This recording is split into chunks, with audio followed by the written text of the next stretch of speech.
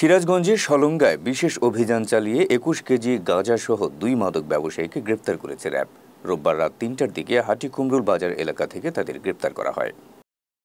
সূত্র জানায়, র্যাব ১২ সদর কোম্পানির একটি চৌকস আভিযানিক দল সিরাজগঞ্জ জেলার সলঙ্গা থানাধীন হাটিকুমরুল বাজারস্থ নিউ লাইফ হসপিটালের সামনে একটি বিশেষ অভিযান পরিচালনা করে।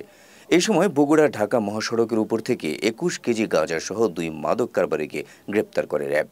এ সময় তাদের সঙ্গে থাকা গাঁজা পরিবহন ও ক্রয় বিক্রয়ের কাজে ব্যবহৃত একটি প্রাইভেট কারও জব্দ করা হয়। গ্রেপ্তারকৃত আসামিরা হলেন প্রাইভেট কার চালক মোহাম্মদ রশিদুল ইসলাম এবং মোহাম্মদ ফিরোজ মিয়া, দুজনেই লালমনিরহাটের পাটগ্রাম থানার বাসিন্দা।